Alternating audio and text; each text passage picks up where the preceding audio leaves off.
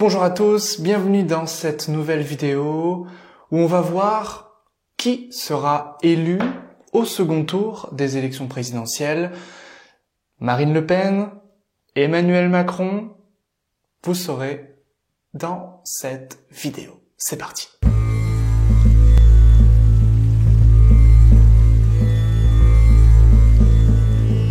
Durant mon dernier live, j'avais prédit qu'Emmanuel Macron l'emporterait, suivi de Marine Le Pen, qui talonne Le Pen, comment il s'appelle déjà, Jean-Luc Mélenchon.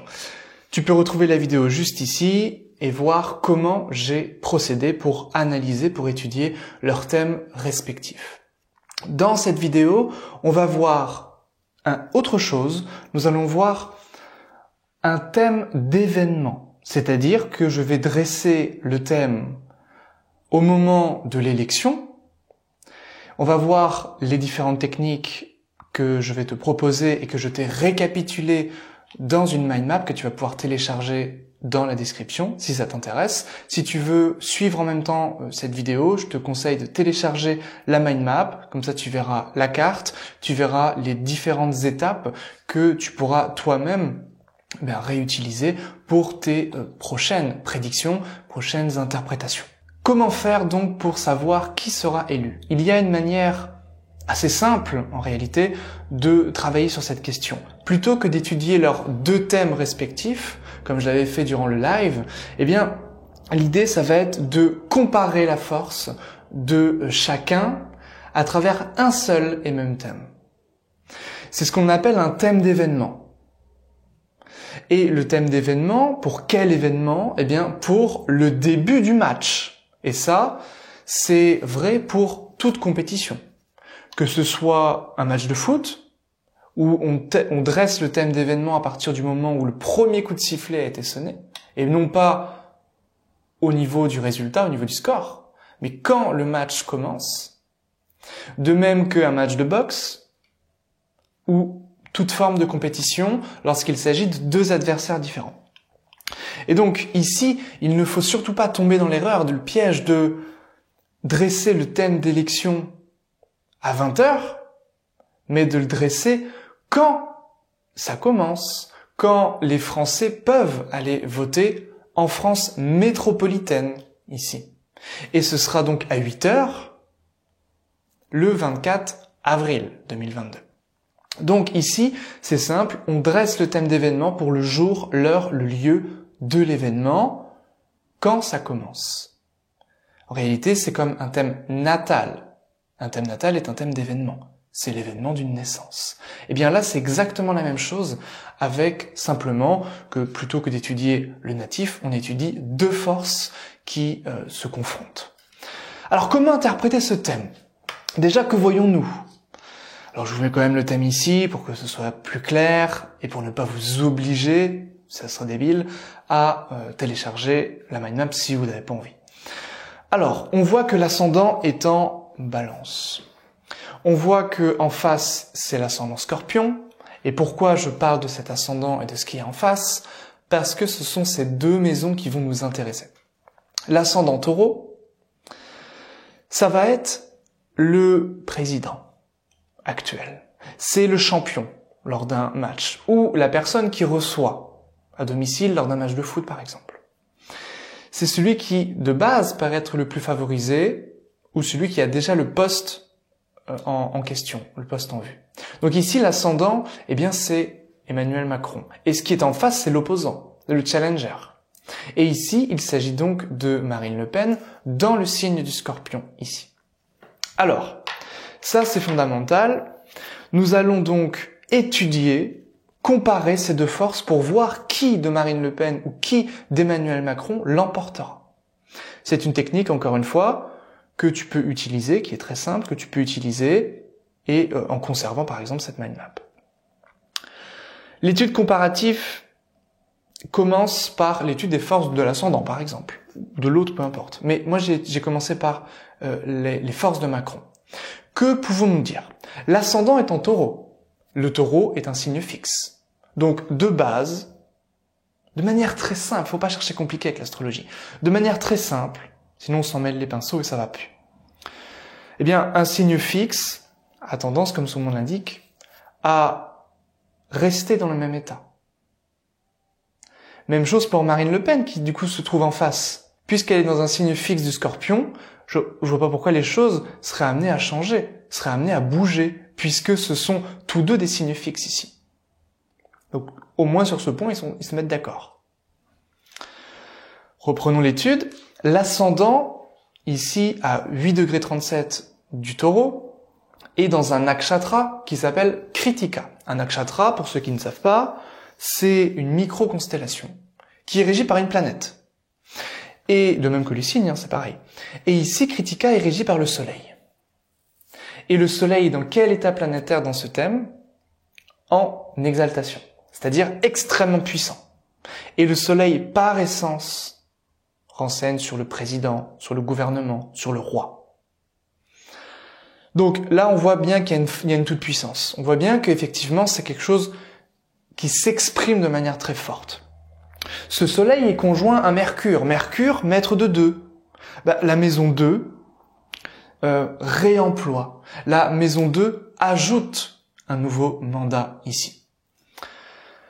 Rahu, à l'inverse, lui, il est beaucoup plus ambigu, parce que Rahu est une planète d'ombre, c'est un point fictif dans le ciel, c'est le point d'intersection entre l'écliptique, c'est-à-dire le chemin parcouru par le Soleil et l'orbite de la Lune.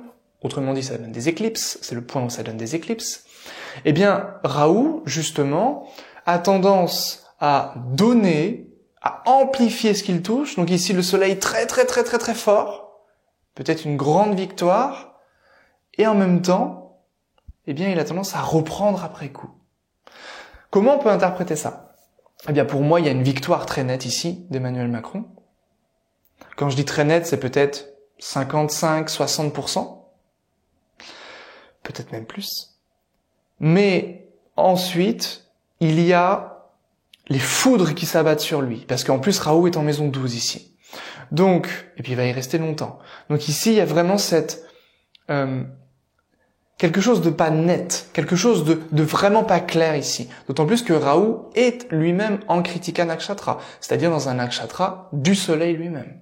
Donc là, on voit qu'il y a vraiment quelque chose qui lui est donné, et puis presque qui lui est repris. Comme si c'était une forme de confiance, comme si c'était une forme comme ça de pouvoir éphémère, en réalité. Ok.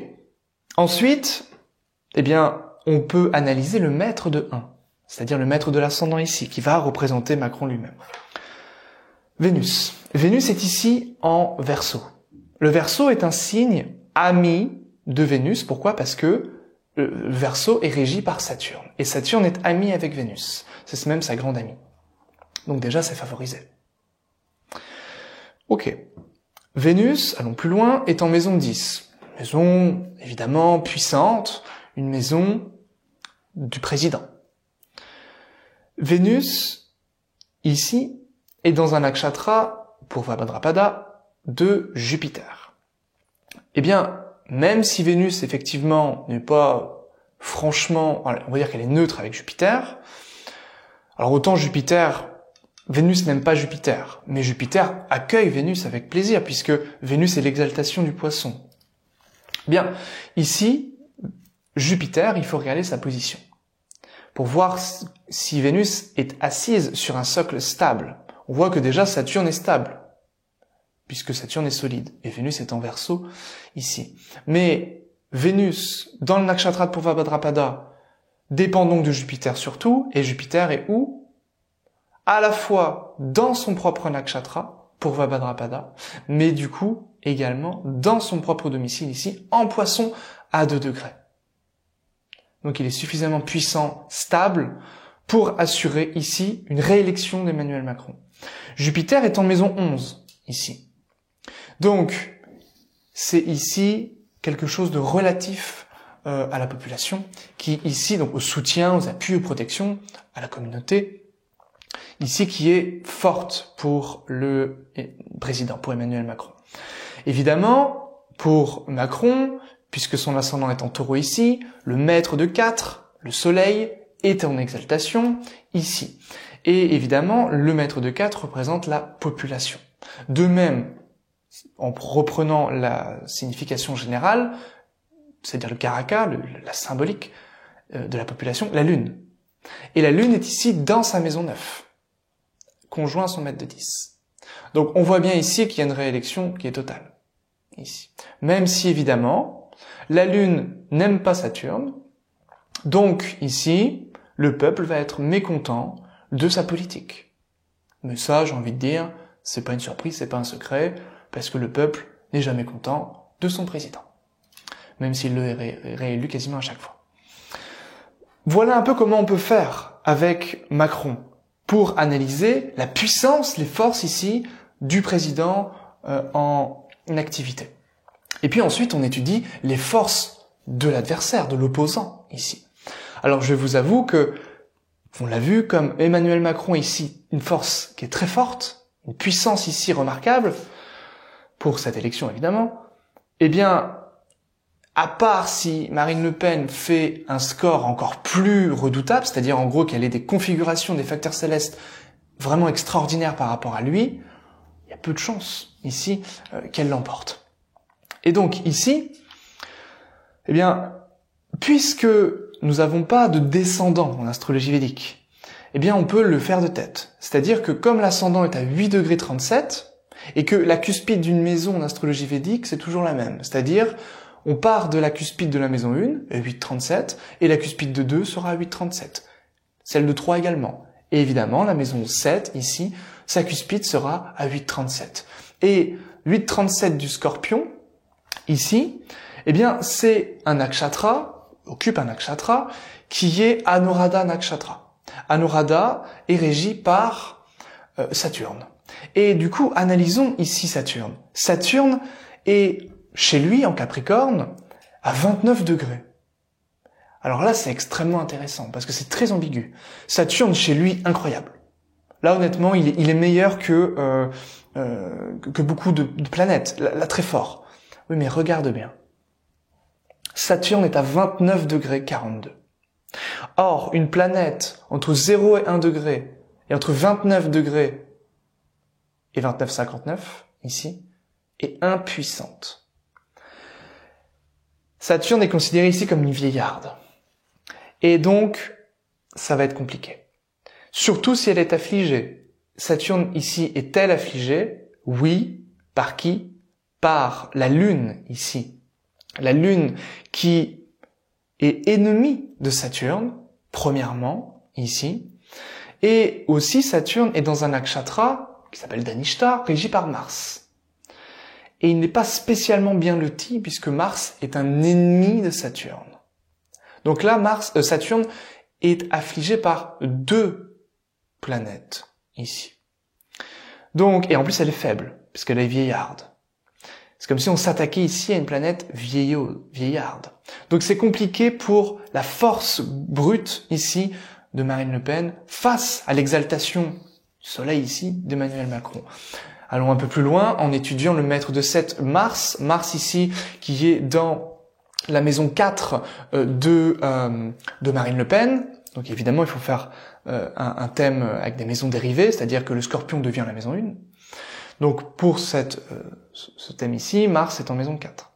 Et Mars et Vénus sont indifférentes, ce sont des planètes neutres, donc ici il n'y a pas de danger. Mais Mars est dans un nakshatra de Shatabhishaka. Et Shatabhishaka est régi par Rahu. Et Rahu, c'est pas franchement glorieux, puisque c'est l'obscurité, ici. Et Rahu est dans la maison 6 de Marine Le Pen, ici. Donc ici, on voit que c'est compliqué, puisque cette maison 6 est occupée par Mercure et le Soleil. Le Soleil, ici, qui est maître de 10 pour Marine Le Pen. Donc, qui va nous renseigner sur un conflit, sur une difficulté avec évidemment le pouvoir, avec peut-être cette idée même du pouvoir. Et Mercure, eh bien, c'est le maître de 11. Donc, c'est le soutien des autres. Donc ici, il n'y a pas suffisamment de soutien pour qu'elle soit réélue. Donc, pour moi, c'est évidemment Emmanuel Macron qui va l'emporter. Tu as vu comment j'ai utilisé ces techniques. Alors, je mets une énorme place ici pour les nakshatras. c'est ma nouvelle façon d'interpréter un thème, une façon qui est beaucoup plus profonde que la simple lecture des planètes dans les signes, dans les maisons. Donc si ça t'intéresse d'apprendre ce genre de lecture profonde, n'hésite pas à télécharger la mind map. En téléchargeant cette mind map, tu seras inscrit automatiquement au journal, qui est le quotidien que j'envoie tous les matins à 9h, entre 9h et 10h, puisque je l'écris le matin en me réveillant, et tu apprendras à dresser un thème, à interpréter, à prédire, et tu seras tenu au courant de mes nouvelles formations. Voilà tout ce que j'avais à dire pour cette vidéo. Porte-toi bien, étudie bien, et à très vite pour une prochaine vidéo. Bye bye.